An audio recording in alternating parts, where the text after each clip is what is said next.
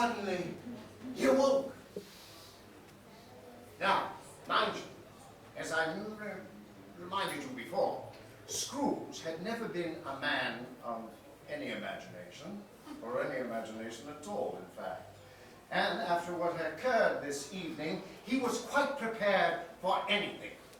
But a baby or a rhinoceros could appear, and he would think nothing nonetheless. But he was ill-prepared for nothing.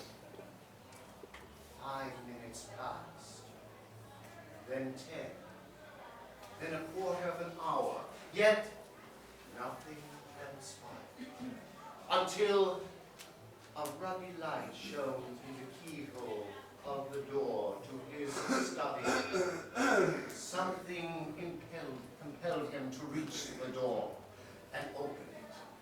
There before him was a glow of light that he had never seen before, a grove of evergreens cascading around the walls and the ceiling, a roaring fire up the chimney that had never seen any heat or light since Jacob Marley or Ebenezer Scrooge's day, to be certain, and great festoons of food and luscious cakes, and 12th cake too, with dainties and pastries, and large brawn, and fish and fowl, and succulent oranges, red oranges, blood oranges, red cherry apples, walnuts cascading into goblets of steaming ale and punch, towering candles reaching up to the ceiling and shining down on a gentleman in a throne of evergreen, a very muscular man in crimson robe,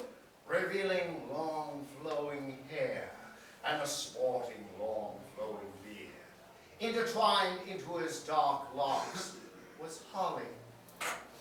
The room filled with his laughter. Well, come forth, mortal. Come and face me. You have never seen the like of me before. Never. And I wish introduction was postponed indefinitely. Come back, coward! I am the ghost of Christmas present. You have not walked among my brothers? You have very many brothers, sir. I have over 1,800. For we are not spirits of one day, we are spirits 365 days. Your blood is as thin as vinegar. But come, touch my robe, and we shall be off. Yes, I will follow you, spirit, for I know you mean to do me well, and I'm profiting by the other lesson still, and I will follow you, for I know I will profit by it. Profit?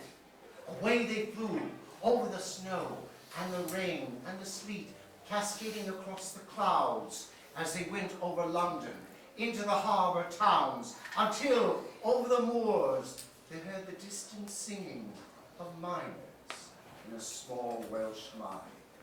No great festival hall was here, no decorations, no sweet presents, just a small sweet song shared with friends, grouping together for that great season we call Christmas.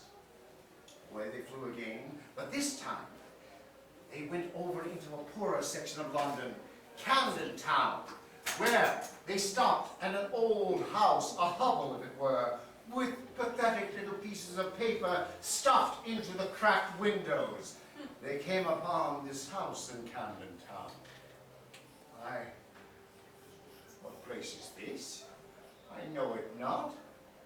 I would not be a bit surprised, Ebenezer Scrooge, for this is the house of your own Clark Bob Cratchit. Come along, Mrs. Cratchit, and you, Tiny Tim, come along, come along. Come and sit. Oh, it's so good of you to be here on Christmas Day with my family. Yes, Mrs. Cratchit, be seated. You would have been stunned, my dear, to see Tiny Tim in church. He comes up with the most remarkable things sometimes.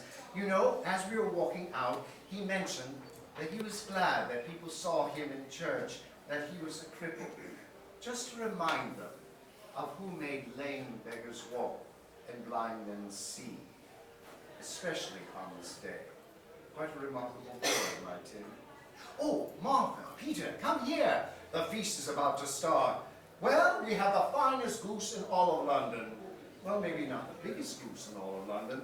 Finest one nonetheless. Goodly children, be seated. I now raise a toast. A toast to the founder of our feast, Mr. Scrooge. The founder of the feast, indeed. I wish I had him here. I'd give him something to feast on. Oh, dear. It is Christmas after all. Well, it should be Christmas Day that I raise a drink to such a stingy and unfeeling man. You know he is, poor Robert. Well, I'll drink to his health for your sake and the day's, not his. He'll be very merry and happy, I'm sure. To Mr. Scrooge. To Mr. Scrooge. God bless us all. Very good.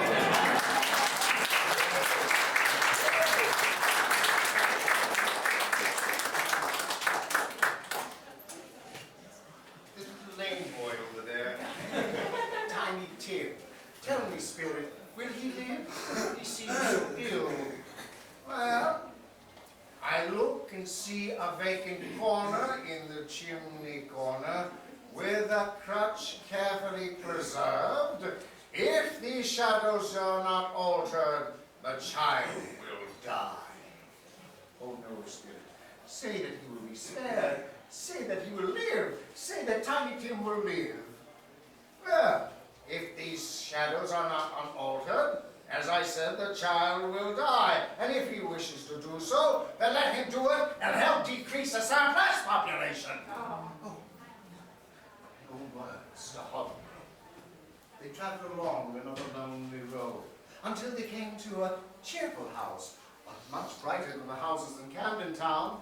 And again, they heard gaiety and laughter throughout. A humbug is what he called it. A living humbug. Well, there's nothing I can do with him, my Uncle Scrooge. I come to him every year and offer him to join us for Christmas dinner. And every year he turns us down. And who suffers by his insolence? Himself and no one other. For he has missed a wonderful gathering of convivial spirits such as your own, as well as a highly indigestible dinner. But still, I want to wish him a Merry Christmas and invite him every year, though I know what you'll always say. But meanwhile, in Covent Gardens, I came across a most interesting little game. I should like to show it to you. It's called The Minister's Cat. You seem to be growing older. My time with you is drawing nigh. Holy Spirit will live this one day. But as I said, each and every day, for 365 years in a day. But behold, Ebenezer, before you go, look upon and witness this. The Spirit opened his robe to reveal two frightened, tired two children, emaciated, sunken in cheeks, shadowy eyes, holding and clutching on for dear life, it would appear. Look upon these children, Ebenezer. The girl is want, and the boy is ignorance. But beware the boy, Ebenezer, for he has doom crossed upon his forehead. Oh, these are such sweet little children. Is there anyone that can help them? Is there anyone to give them succor? Anyone to be kind and to protect them? Ah,